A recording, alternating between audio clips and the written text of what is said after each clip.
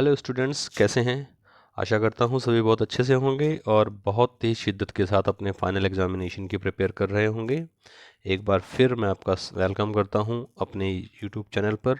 और अपना जो ये मिशन हमने लिया हुआ है, mission class 12th physics crack final examination, और इसमें एक और क्वेश्चन के साथ मैं आज आपके सामने हूँ। देखते हैं क्वेश्चन क्या है और कैसे उसका आंसर अटैम्प्ट करना है, क्या कुछ उसके बारे में जानना है। तो हमारा क्वेश्चन है, torque acting on a bar magnet in a uniform magnetic field। Uniform magnetic field. इस क्वेश्चन का आंसर अटेम्प्ट करने से पहले हमें कुछ टर्म्स के बारे में जानना होगा, और वो टर्म्स कौन कौन सी हैं। पहली टर्म है टोर्क। टोर्क किसे कहते हैं, बार मैग्नेट क्या होता है, कैसे फंक्शन करता है, यूनिफॉर्म मैग्नेटिक फील्ड से आपका क्या मतलब है, नॉन यूनिफॉर्म मैग्नेटिक फील्ड भी होती है क्या, कैसे काम करती है वो, मैग्नेटिक फील्ड लाइंस क्या होती हैं। देखते हैं कुछ हेडिंग्स इसकी कि हमें क्या क्या पता होना चाहिए। हमें पता होना चाहिए कुछ ये टर्म्स जो आपके सामने दिखाई दे रही हैं। We not to understand, we understand the following terms. हमें जो है इन फॉलोइंग टर्म्स को समझना पड़ेगा। जब तक इनको आप अंडरस्टैंड नहीं करेंगे तब तक आपको कुछ भी समझ में नहीं आएगा। This is need, we need to understand, clerical typing mistake हो गई है। We need to understand the following terms. कौन कौन सी, बार मैग्नेट, क्या होता है बार मैग्नेट,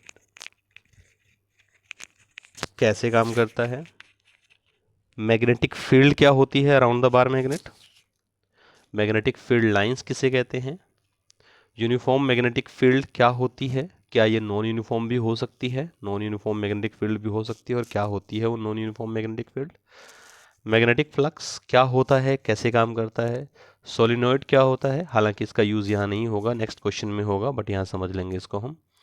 टोर्क किसे कहते हैं, मोस्ट इंपॉर्टेंट, क्योंकि हमने टोर्क पे ही सारी कहानी है हमारी। और उसमें एक और कंसेप्ट लेंगे हम, concept of trigonometry, sine A is equal to P by H. अगर हम बात करें तो ये है क्लास 10th का जो ट्रिग्नोमेट्री की एप्लीकेशन है वो वाला चैप्टर है। वहाँ से हम समझेंगे कि जो साइन थीटा है या साइन ऑफ एंगल है वो किसके इक्वल होता है और कैसे होता है। ये सब चीज़ें जब हम समझ लेंगे तब हम ये समझ पाएंगे कि ये जो हमारा क्वेश्चन है ये किस तरह से वर्क करेगा। जो हमारे पास ये कंप्लीट क्वेश्चन है ये किस तरह से इसको डिराइव करेंगे, कैसे इसका फंक्शन होगा। उससे पहले हमें इन टर्म्स के बारे में जानना होगा। तो चलिए एक एक टर्म्स के बारे में थोड़ा थोड़ा ओवरव्यू ले लेते हैं। बहुत डेप्थ में जाने की कोशिश नहीं करेंगे, बहुत थोड़ा जानने की कोशिश करेंगे। हम लोग पहले इन सब चीज़ों के बारे में पढ़ चुके हैं, काफ़ी बार पढ़ चुके हैं, लेकिन एक ओवरव्यू देना ज़रूरी है। क्या होता है बार मैग्नेट। टू टाइप्स के होते हैं बेसिकली बार मैग्नेट। जो आपके मैग्नेट्स हैं टू टाइप्स के होते हैं, एक होता है नेचुरल मैग्नेट्स, एक होता है आर्टिफिशियल मैग्नेट्स। नेचुरल मैग्नेट्स क्या होता है, ऑकर्स इन द नेचर, वो नेचर में पाए जाते हैं, and have a weak magnetic field, और उनके मैग्नेटिक फील्ड जो है वो वीक होते हैं क्योंकि वो नेचुरल होते हैं, उनको चेंज भी नहीं कर सकते आप। एग्जाम्पल इंक्लूड किया इन्होंने लॉर्ड स्टोन्स का। आर्टिफिशियल मैग्नेट्स क्या होते हैं, they are produced by man made. ये क्या होते हैं, ये मैन मेड होते हैं, इसे हम खुद बनाते हैं। Means have a stronger magnetic field, और स्ट्रोंगर कह लीजिए या कह लीजिए अपनी इच्छा के अकॉर्डिंग। हमें अगर बहुत स्ट्रॉन्ग मैग्नेटिक फील्ड चाहिए तो हम उसको अप डाउन कर सकते हैं, उसकी मैग्नेटिक स्ट्रेंथ को चेंज कर सकते हैं। क्योंकि ये आर्टिफिशियल है, मैन मेड है, हमने खुद बनाया है, तो हम इसकी प्रॉपर्टी को अप डाउन कर सकते हैं।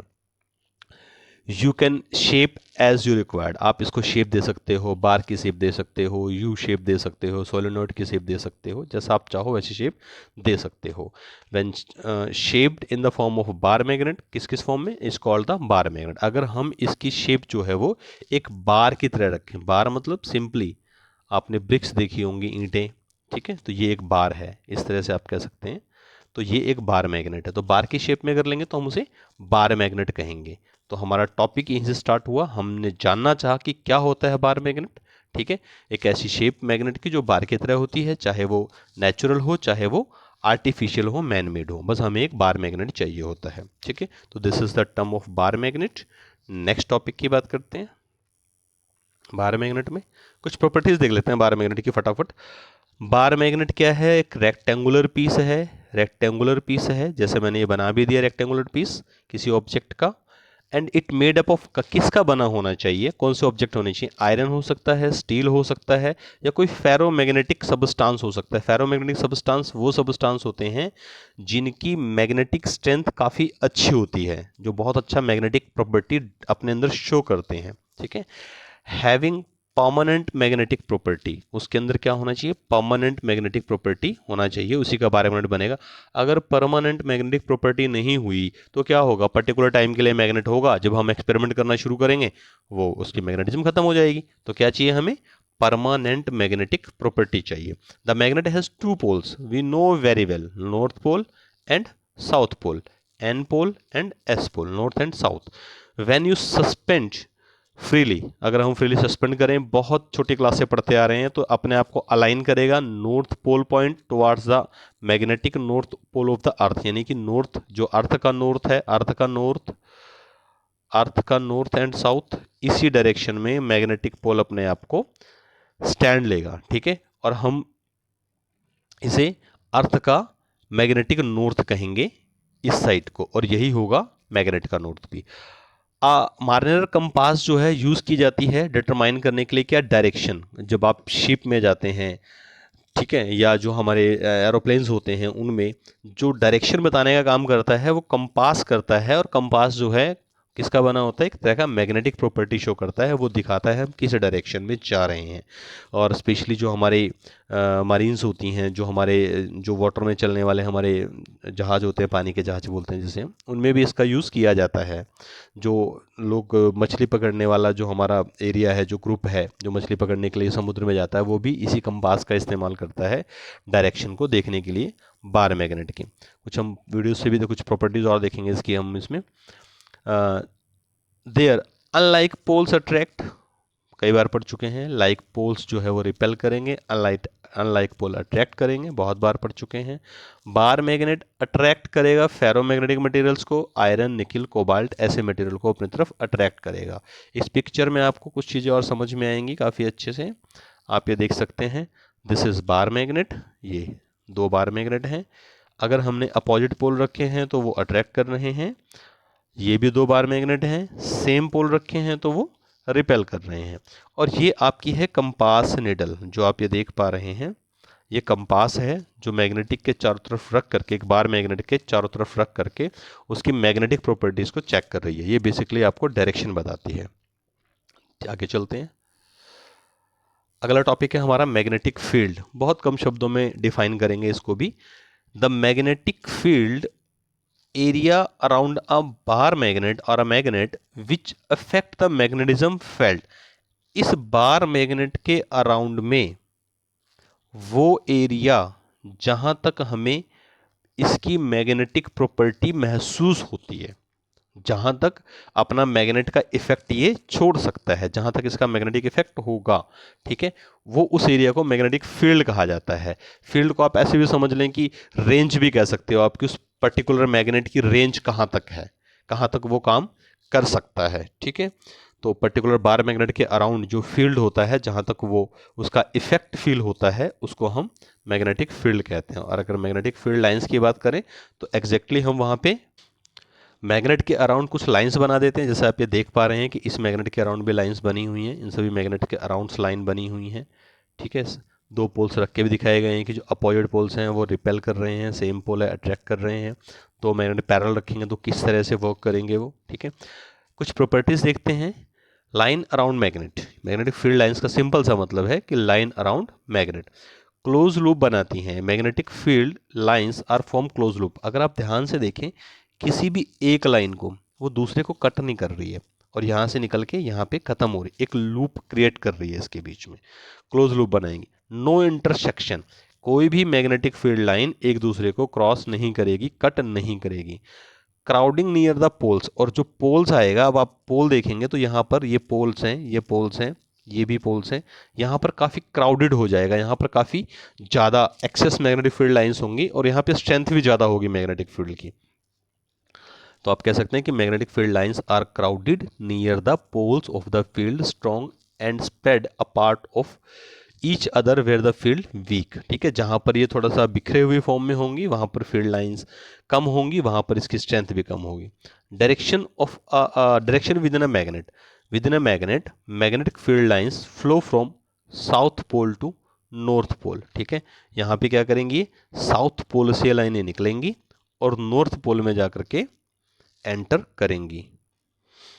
थोड़ा सा करेक्शन है, नॉर्थ पोल से निकलेंगी साउथ पोल में एंटर करेंगी। ठीक है, नॉर्थ पोल से निकलेंगी साउथ पोल में एंटर करेंगी, नॉर्थ से निकलेंगी साउथ में एंटर करेंगी। ध्यान रखना है, मैग्नेटिक फील्ड लाइंस की प्रॉपर्टी है ये, हालांकि इसके ऊपर हमने एक और वीडियो बनाया हुआ है। अगला कॉन्सेप्ट था हमारा यूनिफॉर्म मैग्नेटिक फील्ड। इसका मतलब हुआ कि हमने एक तरफ नॉर्थ पोल लगाया, एक तरफ साउथ पोल लगाया, नॉर्थ से मैग्नेटिक फील्ड लाइंस निकल रही है, साउथ की तरफ जा रही है, और जितना ये एरिया है इस सभी एरिया में मैग्नेटिक फील्ड इक्वल है, कहीं भी कम या ज़्यादा नहीं है। जितना फील्ड यहाँ है उतना ही यहाँ है, उतना ही यहाँ है, सारी जगह सेम फील्ड है। ठीक है, नॉन यूनिफॉर्म की बात करें, यहाँ पे हमने दिखा रखा है नॉन यूनिफॉर्म की, तो ये नॉन यूनिफॉर्म है। आप देखें यहाँ पर फील्ड लाइंस में जैसे जैसे इधर जा रही है गैप बढ़ता जा रहा है, यहाँ पे गैप देखें, यहाँ पे गैप देखें, कंपैरेटिवली गैप देखेंगे तो गैप बढ़ता जा रहा है, और यहाँ पे आप गैप देखेंगे तो वो कम है। मतलब आप ये कह सकते हैं कि उस पर्टिकुलर एरिया में सभी जगह पर जो मैग्नेटिक फील्ड की स्ट्रेंथ है वो इक्वल रहेगी एवरीवेयर, तो हम कहेंगे वो यूनिफॉर्म है। अगर वो अनइक्वल हो जाती है, अगर वो अनइक्वल हो जाती है तो हम कहेंगे वो नॉन यूनिफॉर्म है। आप यहाँ भी देखेंगे तो यहाँ भी आपको इसके अराउंड में नॉन यूनिफॉर्म मैग्नेटिक फील्ड मिलेगा। यहाँ पर ज़्यादा क्लोजेस्ट है और जैसे जैसे बाहर की तरफ आती है ये थोड़ा सा लाइन क्रॉस, जिसके बीच का गैप है वो बढ़ना शुरू हो जाता है। आप यहाँ भी देखें तो ये यहाँ पे क्लोज है और इसके साथ ही लाइन बढ़ते ही बाहर की तरफ इसमें जो गैप है वो बनना शुरू हो जाता है। तो हम क्या कहेंगे, this is non uniform, this is uniform magnetic field. Magnetic flux के ऊपर तो हमने पूरा वीडियो डाला हुआ है, ये उसका लिंक है, आप इस लिंक को पे जा कर के या चैनल पे जा कर के पूरा मैग्नेटिक फ्लक्स का वीडियो देख सकते हैं, वहाँ से पूरा आपको समझ में आएगा। एक लाइन में अगर मैं बताऊं तो पर्टिकुलर एरिया से, गिवन एरिया से number of magnetic field lines कितनी पास हो रही हैं, जस्ट एक लाइन में गिवन एरिया से number of magnetic field lines कितनी पास हो रही हैं, इसको मैग्नेटिक फ्लक्स कहा जाता है। बाकी आप इस वीडियो में काफ़ी अच्छी बनी हुई है, डिटेल्स में आप वहाँ जाके देख सकते हैं। सोलेनॉइड हमने पहले पढ़ा है। सोलेनॉइड सिंपली क्या होता है कि एक जो वायर होती है, ठीक है, उसका एक रिंग बना देते हैं, ऐसे कॉपर वायर हो सकती है, उसमें बैटरी लगा देते हैं, तो उसके अंदर से जब करंट फ्लो करेगा तो उसके अंदर से मैग्नेटिक फील्ड लाइंस क्रॉस होंगी और वो एक बार मैग्नेट की तरह काम करेगा। फैराडे लॉ में हमने ये भी काफ़ी अच्छे से समझाया है, पिछली वीडियो में आप जाके देख सकते हैं। तो ये किस तरह काम करेगा, एक बार मैग्नेट की तरह, और ये भी एक बार मैग्नेट बन जाएगा। तो long cylindrical coil if insulated copper wire with a large number of circular turns is called solenoid, and when a current passes through the solenoid it produce magnetic field around it. जब इसमें से current pass करोगे तो क्या होगा, current, क्योंकि plus हमारा इधर है तो करंट इधर से इन करेगा, इधर से एग्जिट करेगा। ठीक है, और इसके अराउंड क्या होंगी, मैग्नेटिक फील्ड लाइंस जनरेट हो जाएंगी। The magnetic field pattern produced by a current carrying solenoid is similar to the magnetic field produced by a bar magnet। जिस तरह से एक बार मैग्नेट के अराउंड मैग्नेटिक फील्ड लाइंस और magnetic strength और magnetic pattern create होता है, उसी तरह से एक सोलेनॉइड के अराउंड भी क्रिएट होगा। क्योंकि मैंने आपको पहले ही बता दिया कि बार मैग्नेट सिंपली ये होता है, ठीक है, यहाँ पे नॉर्थ है, यहाँ पे साउथ है। सोलेनॉइड क्या होता है, एक सर्कुलर रिंग होता है, जब उसके अंदर से हम करंट पास करते हैं तो वे एक इसके around magnetic field lines cross होनी शुरू हो जाती है। तो अगर आप ध्यान से देखें इसको ब्लॉक करके तो ये भी तो बार मैग्नेट ही हुआ, तो पूरी की पूरी प्रॉपर्टी है बार मैग्नेट की कैरी करता है। नेक्स्ट पॉइंट, टॉर्क, ये ज़्यादा इंपॉर्टेंट समझने का है, ठीक है, और इसको समझने से पहले मैं थोड़े से डायग्राम दिखा देता हूँ आपको, real life torque, real life example of torque. ठीक है, सबसे पहले एग्जाम्पल की बात करते हैं,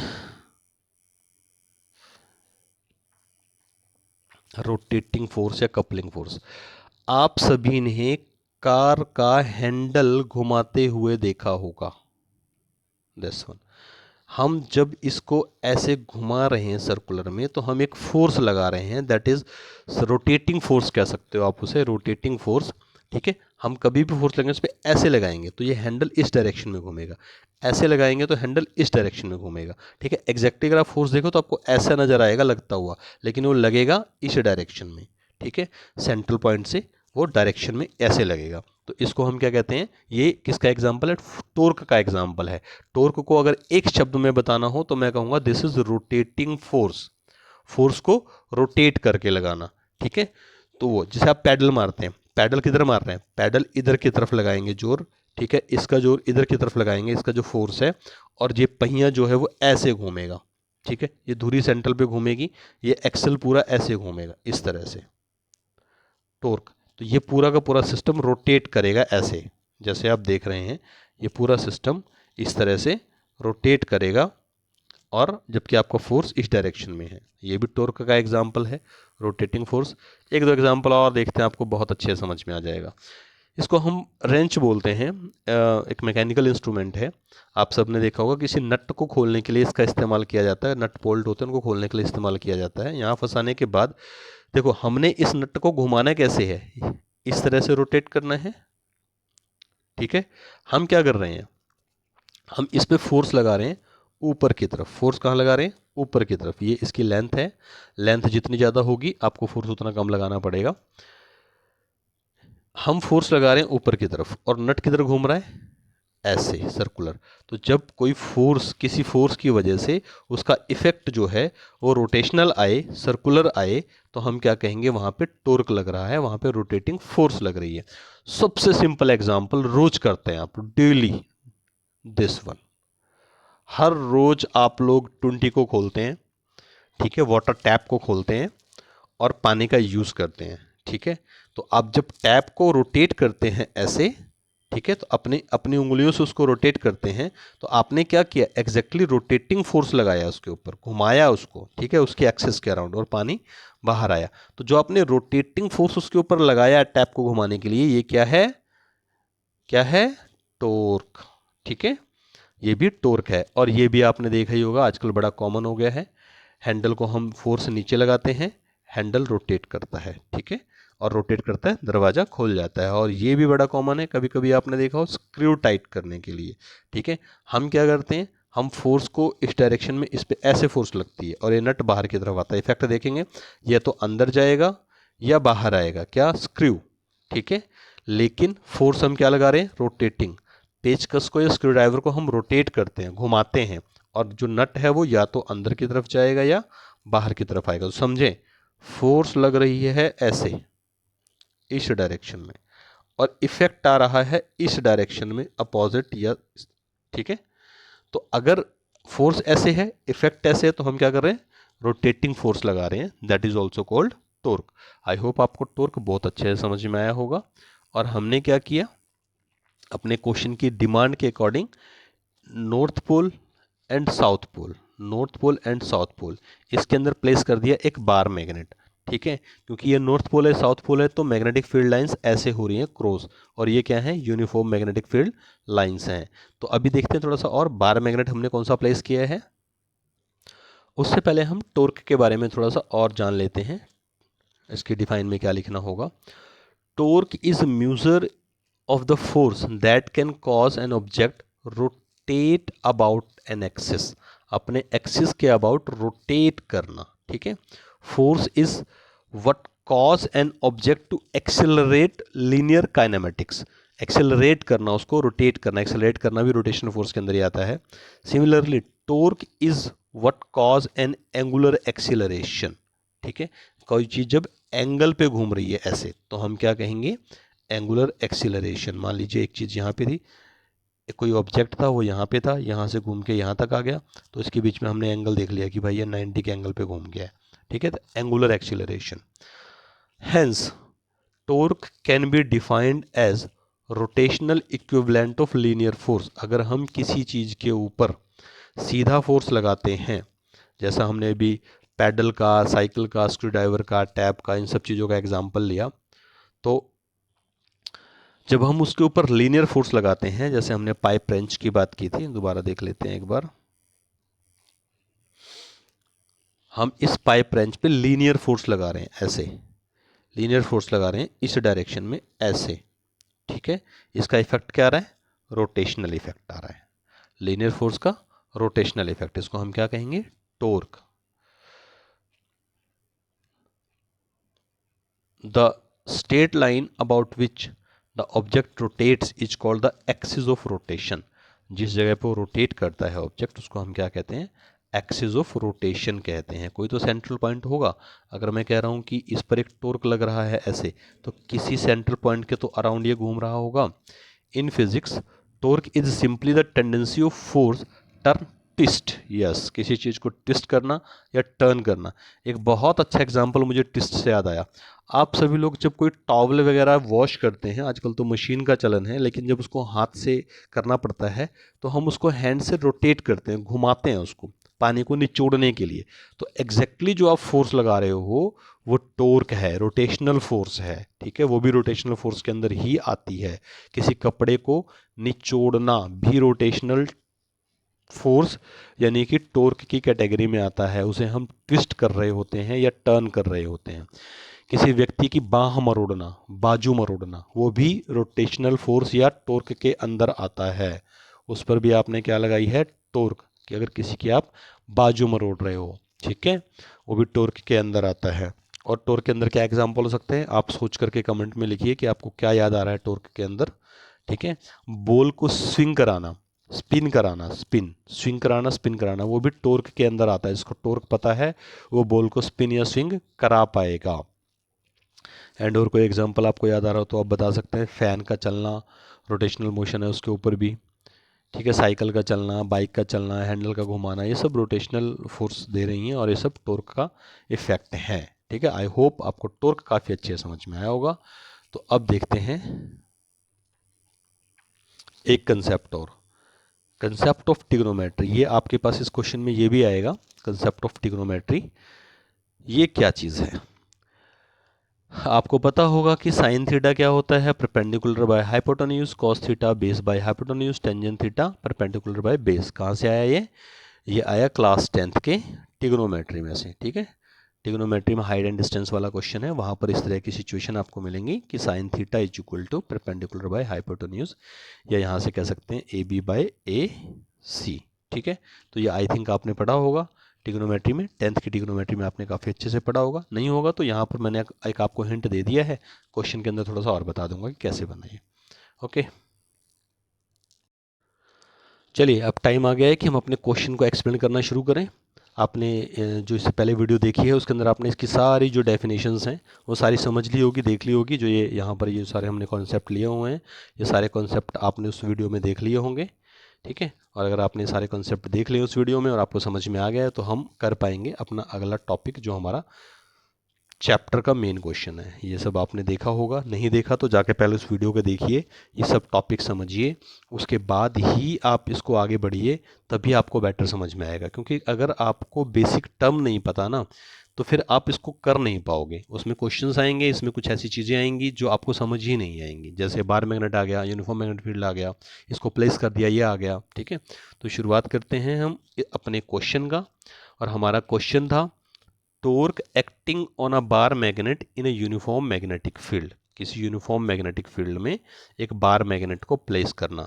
तो ये है हमारा बार मैग्नेट, ये है हमारा यूनिफॉर्म मैग्नेटिक फील्ड, और ये हमने कर दिया बार मैग्नेट को यूनिफॉर्म मैग्नेटिक फील्ड में प्लेस, और ये हमारे पास फाइनली दिख गया हमारे सामने कि ये हमने प्लेस कर दिया है, ठीक है। तो इसको आप देख रहे होंगे कि एक एंगल थीटा पे किया। हम इस डायग्राम में इसको और डिटेल से समझते हैं, यहाँ पे हमें क्लियर समझ में आएगा। ये यूनिफॉर्म मैग्नेटिक फील्ड है जो इधर नॉर्थ पोल और इधर साउथ पोल से लगी हुई है इसके ऊपर, ठीक है। इधर आपका नॉर्थ पोल है और इधर आपका साउथ पोल है। देन थोड़ा सा मैग्नेट के बारे में समझ लेते हैं। ये जो हमने बार मैग्नेट लिया है इसकी लेंथ है 12, ठीक है, इसकी लेंथ है 12। नॉर्थ पोल जो है वो एक लीनियर फोर्स लगा रहा है, इसके ऊपर एक फोर्स लगा रहा है, that is M B, where B is the magnetic field. जो यूनिफॉर्म मैग्नेटिक फील्ड डाला है ये बी है, ठीक है। और एम इज द, इसका जो पॉल का स्ट्रेंथ है उसके बारे में बात कर रहा है ये।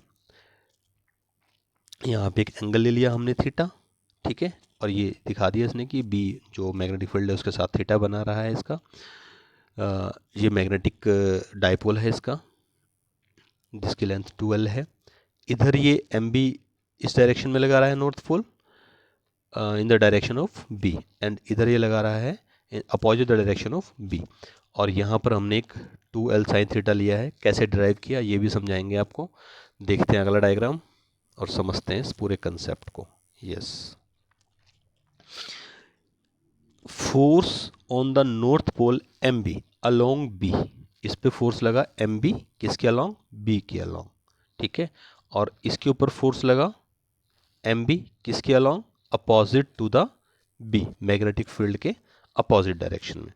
अगर हम यहाँ पर फोर्स, नेट फोर्स की बात करें तो नेट फोर्स जीरो होगा, कोई भी ट्रांसलेटरी मोशन नहीं होगा, क्योंकि ये इसे इधर खींच रहा है, ये इसे इधर खींच रहा है और सेम स्ट्रेंथ से खींच रहा है, ठीक है। तो torque acting on the bar magnet is, अब क्या होगा, इस बार मैग्नेट पे एक टाउ टोर्क एक्ट करेगा इसको रोटेट कराने के लिए, क्योंकि ये इसको इधर फोर्स कर रहा है, ये इसको इधर फोर्स कर रहा है और यूनिफॉर्म मैग्नेटिक फील्ड इसमें लगा हुआ है।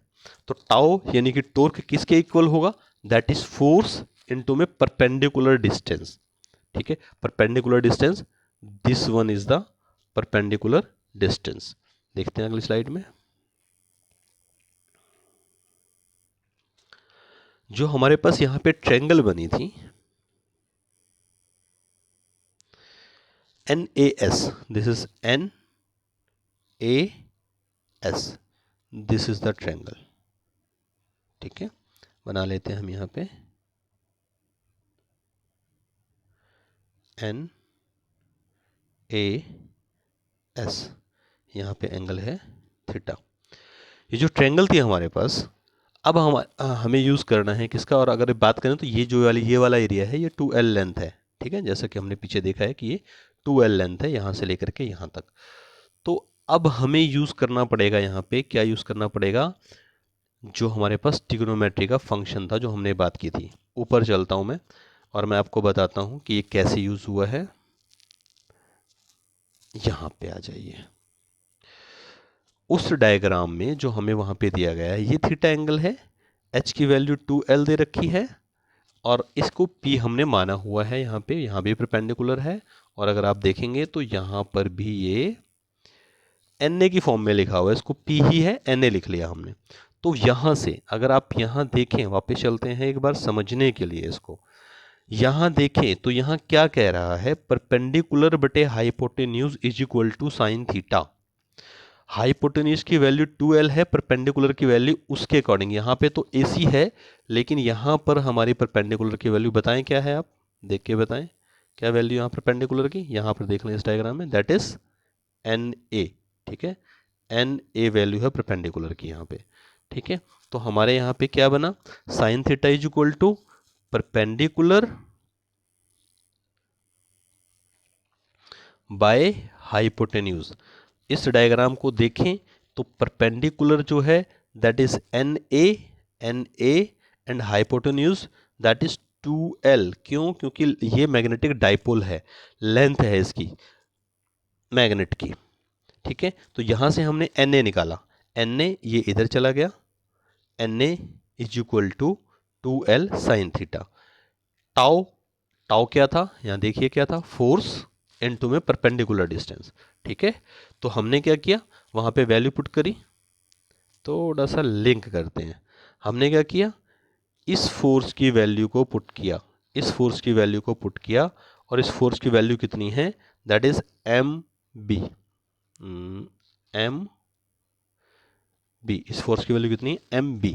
और परपेंडिकुलर डिस्टेंस हमने क्या निकाली, जो हमारे पास NA था, परपेंडिकुलर डिस्टेंस हमने क्या निकाली, that is 2L sine theta, ठीक है। MB into 2L sine theta कहाँ से आया, ये पूरा जो डेरिवेशन है ये यहाँ से आया है, यहाँ से, ठीक है।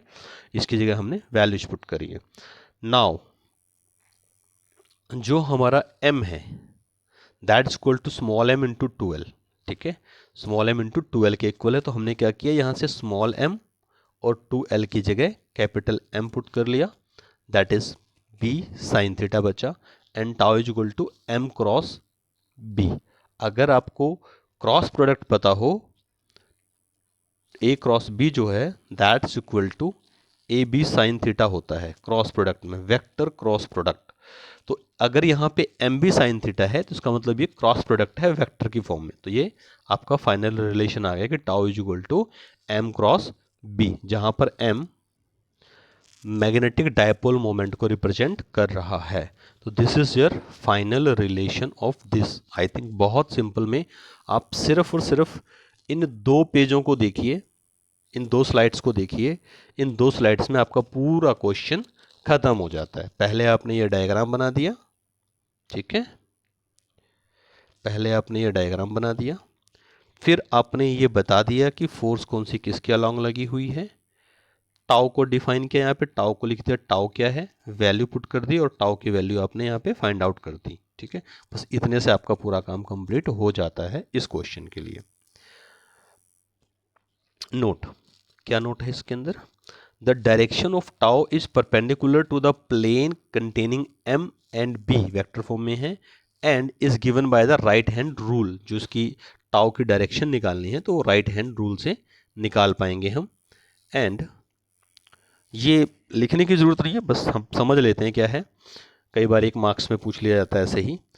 Tendency of torque on dipole is try to align its M in the direction of the external magnetic field B. कोशिश करेगा ये कि एक्सटर्नल मैग्नेटिक फील्ड बी की डायरेक्शन ये है तो इसका एम भी इसी डायरेक्शन में अलाइन कर जाए। और दूसरा, dipole in non uniform magnetic field, ये काफ़ी समझने की बात है क्योंकि हमने यूनिफॉर्म मैग्नेटिक फील्ड की बात करी और वहाँ हमने बता दिया कि टाउ ये आएगा, नेट फोर्स ये होगा, लेकिन नेट फोर्स कितना होगा यूनिफॉर्म में, यूनिफॉर्म मैग्नेटिक अगर फील्ड लगाएं तो नेट फोर्स 0 होगा। बट नॉन यूनिफॉर्म के केस में नेट फोर्स 0 नहीं होगा, ट्रांसलेटरी मोशन आएगी इसके अंदर, ठीक है, ट्रांसलेटरी मोशन आएगी इसके अंदर और ये सीधा जा सकता है। टाउ मे और मे नॉट भी 0 हो भी सकता है, नहीं हो सकता है, डिपेंड करता है थीटा के ऊपर, ठीक है। तो इसमें कुछ भी कह पाना मुश्किल है, मे भी 0 मे नॉट भी 0, और एफ नेट फोर्स तो 0 नहीं होगा, उस पर एक ट्रांसलेटरी मोशन लगेगा। क्योंकि जब हम ये बात करेंगे कि भाई हमने इसको मैग्नेटिक फील्ड में डाला, ठीक है, तो इसमें क्या हुआ कि ये इसको एक फील्ड इसको इधर और दूसरा इसको इधर इक्वल अमाउंट में लगा रहा है। डायग्राम में देखते हैं,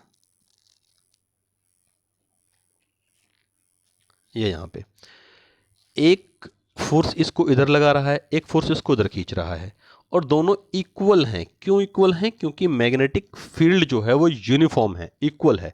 बट अगर अनइक्वल हो जाए तो हो सकता है इसका फोर्स बढ़ जाए या हो सकता है इसका फोर्स बढ़ जाए और इसमें ट्रांसलेटरी मोशन शुरू हो जाए, रोटेशनल मोशन खत्म हो जाए, टॉर्क खत्म हो जाए, ठीक है। तो इसमें कह सकते हैं आप कि अगर सिचुएशन ऐसी है तो टाउ मे और may not be 0, but F net force जो 0 नहीं होगा, ट्रांसलेटरी मोशन आएगी इसके अंदर, ठीक है। आई होप आपको ये कंसेप्ट समझ में आया होगा। नहीं समझ में आया दोबारा देखिए, कमेंट्स में बताइए कि इसमें क्या समझ नहीं आया, मैं आपको दोबारा से इसमें आपके वाई और आपके क्यू जो है क्लियर करूँगा, ठीक है। हम इन चैप्टर्स पर MCQ भी लेकर आएंगे, उनकी डिटेल डिस्कशन करेंगे। जो हमारे पास केस स्टडी बेस्ड क्वेश्चंस हैं वो भी लेकर आएंगे, उनकी भी डिटेल डिस्कशन करेंगे। तो बने रहिए मेरे चैनल पे और देखते रहिए फिजिक्स विद शंकर सर और अपने आप को नरिश करते रहिए फिजिक्स में। तो अब अगर आप मुझे कनेक्ट करना चाहते हो तो मेरा यूट्यूब चैनल है ओम इंस्टीट्यूट इंडिया, सर्च कर सकते हैं OHM@OHMKKR के नाम से।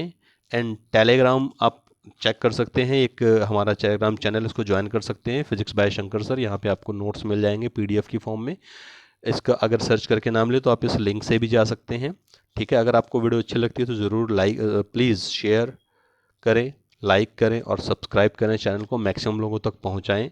बेनिफिट्स है, अगर फ्री में मिल रहा है तो ज़रूर पढ़ना चाहिए, ठीक है। About me, US Rajput, MSc, MEd, MPhil, LLB, CTET qualified हूँ। Central teacher eligibility test STET Haryana के लिए होता है, UP टेट उत्तर प्रदेश के लिए होता है, तीनों टेट क्वालिफाइड हैं मेरे, और मैं आपको पढ़ा रहा हूँ फिजिक्स। तो आई होप आपको समझ में आ रहा है। Wish you all the best for your upcoming examination and a bright future.